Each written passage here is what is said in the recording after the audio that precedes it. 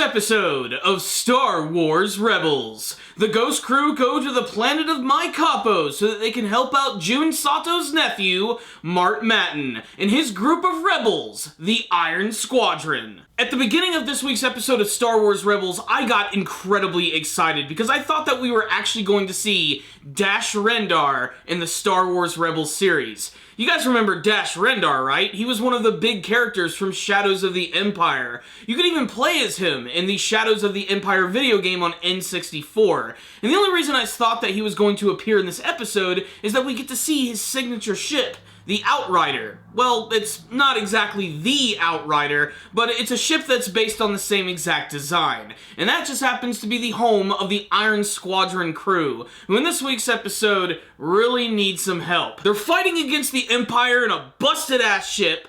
All of the crew members are completely insufferable.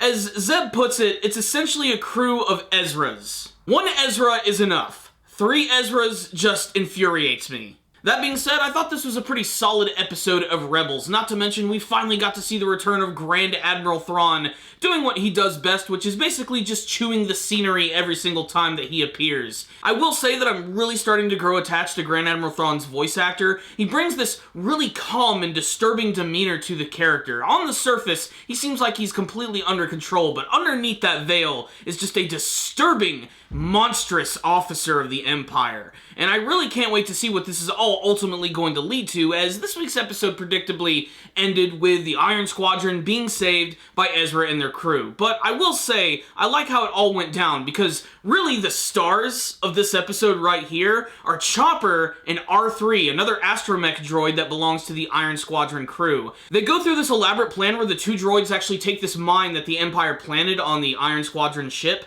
and they put it on this giant cargo box, which is then dropped on this massive Imperial ship.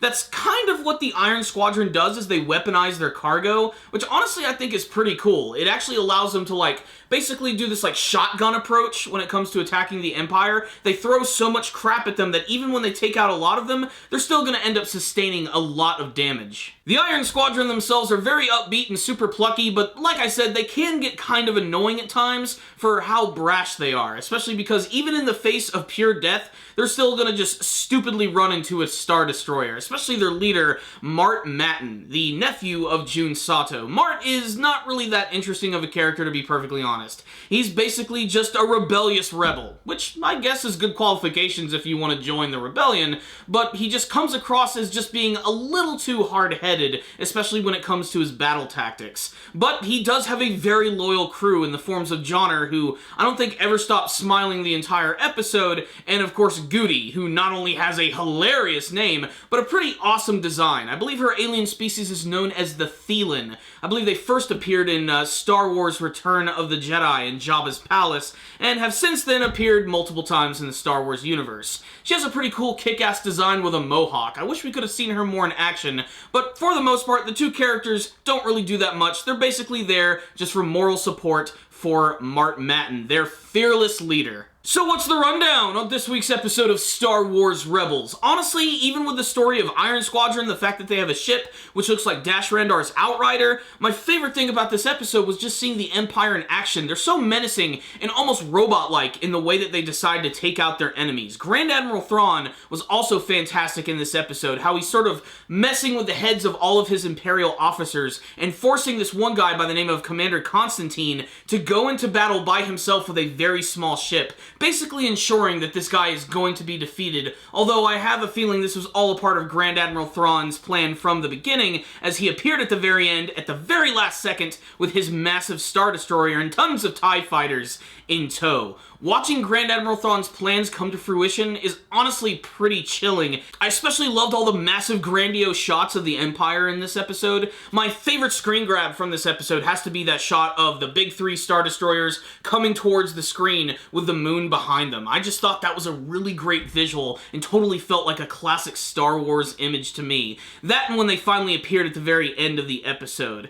That being said, this was just kind of an okay one right here. Iron Squadron, they're okay. okay, I can take them or leave them, but I'm really more interested in seeing more of Grand Admiral Thrawn's plans and getting to see when Darth Maul is going to return. But this is still a pretty entertaining episode of Rebels, which if you've been following the series, or you're just starving for some brand new Star Wars content, then check out this week's episode of Star Wars Rebels. I'm going to give it a 3 out of 5. Just a fun, average episode that really isn't breaking the mold, but is still incredibly entertaining nonetheless. So check it out, Star Wars fans. If any of you did watch this episode, make sure to tell me what you thought about it in the comment section below. Thank you guys for watching. If you liked the video, please leave it a like, and I will see you guys next time. And as always, stay dandy, baby.